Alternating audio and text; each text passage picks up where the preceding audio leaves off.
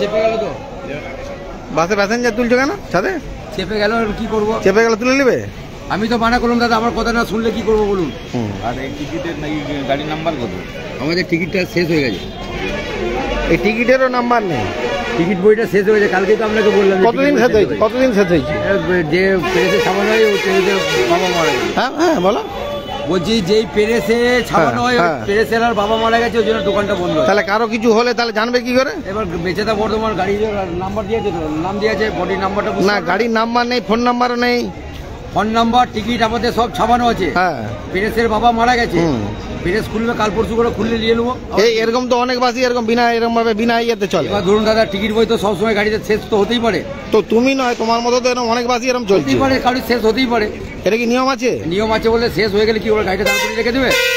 তোমার তাহলে বেশি করে তোমরা ইয়ে ছাপাওনি কেন? হ্যাঁ, বেশি করে ছাপাওনি কেন? বেশি করে ছাপানো আছে। পেরেস ছাড়ার বাবা মারা গেছে। কদিন মারা গেছে?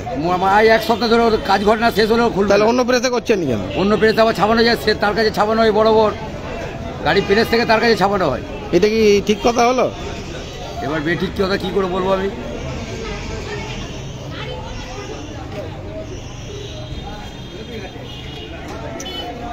মেছেদা বর্ধমান বাস, গাড়ির নাম্বার WB297565 চৌধুরী ট্রাভেলস। এ দেখুন, বাসের ছাদেও প্যাসেঞ্জার নিয়ে যাচ্ছে, যেখানে বাসের ছাদে প্যাসেঞ্জার নিয়ে যাওয়া নিষেধ আছে। পরিবহন দপ্তর থেকে বাসের ছাদে প্যাসেঞ্জার বহন করা নিষিদ্ধ, তবুও বাসের ছাদে নিয়ে যাচ্ছে, কোনো নিয়ম নীতি মানছে না। এবং এই টিকিট দেখুন, এই টিকিট কোনো নাম্বার নেই। বাসের টিকিটে কোনো নাম্বার, সিরিয়াল নাম্বার, কোনো নাম্বারই নেই। বিনা নাম্বারে তারা পরিবহন করছে এবং বাসে এরকমভাবে গাড়ি ছাদে নিয়ে যাচ্ছে, কোনো নিয়ম নীতি তোয়াক্কা না করে এইসব করছে। কারণ এভাবেই দুর্ঘটনা ঘটে, কোনো নিয়ম নীতি মানছে না। যেখানে পরিবহন দপ্তর থেকে বারবার করে জানানো হয়েছে, প্রচার করা হয় বাসের ছাদে লোক নিয়ে যাওয়া যাবে না, সেভাবেই লোক নিয়ে যাচ্ছে। এবং বাসের কোনো টিকিট দেওয়া হচ্ছে, সেই টিকিটে কোনো নাম্বার নেই। এরকমভাবেই অনেক দূরপাল্লার বাসেও এরকমভাবে কোনো টিকিট থাকে না। টিকিট না থাকার জন্য সমস্যায় পড়তে হয় মানুষজনকে। কারণ এখান থেকেও যে দূরপাল্লার বাসগুলি যায় কটক বা উড়িষ্যা, সেই বাসেও কোনো নাম্বার থাকে না। বিনা নাম্বারে টিকিট দেয় মানুষকে এবং কোনো হিসাব তাদের থাকে না। কারণ এইভাবেই তো এই বাসগুলি চলাচল করছে। বাস মালিকরা কেন এটা করছে সেটাও সাধারণ মানুষ প্রশ্ন তুলছে। যাতে এইসবগুলো না চলে, পরিবহন দপ্তর যাতে ব্যবস্থা নেয়, তার জন্য তারা, সাধারণ মানুষ বলছে যাতে এই ব্যবস্থা নেয়, তার দৃষ্টি আকর্ষণের কথাও বলছে। এরকম অনেক বাসই বিনা টিকিটে, মানে বিনা গাড়িতে যে টিকিট দেওয়া হয়, বাসের টিকিট, কোনো টিকিটে নাম্বার থাকে না। নাম্বার না ভাবে এগুলি চলে। এইগুলো প্রশাসন দৃষ্টি বা পরিবহন দপ্তর যে আছে, পরিবহন দপ্তর দৃষ্টি আকর্ষণ করা উচিত। এভাবে অনেক বাসই বিনা টিকিটে যাত্রী পরিবহন করে থাকে। পুলিশ প্রশাসন বা পরিবহন দপ্তর কোনোভাবেই এগুলো দিকে কোনো দৃষ্টি দেয়নি। কারণ এরকমভাবেই এই বাসগুলি বিনা টিকিটে যাত্রী পরিবহন করে থাকে।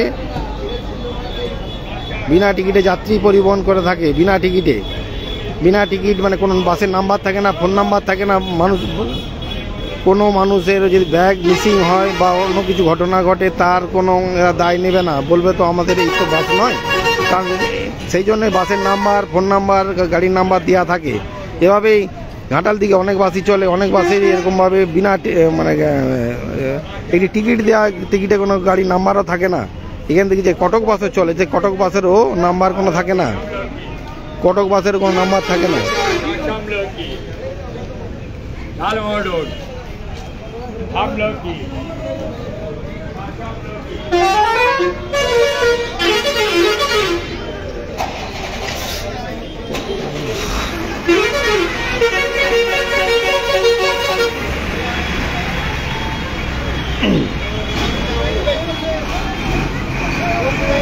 নিউজের সাথে সাথে দেখুন বাস থেকে নিচে নেমে গেল, নেমে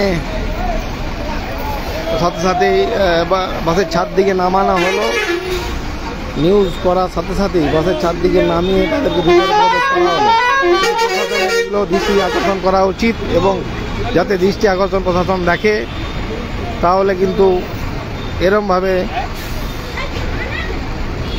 বিনা যে টিকিট দেওয়া তাতে কোনো নাম্বার থাকবে না, এরমভাবে করতে পারে না। পরিবহন দপ্তর থেকে যাতে বারবার চেকিং করা হয় এই বিষয়গুলি, তার জন্য দৃষ্টি আকর্ষণ করার কথা বলা হচ্ছে।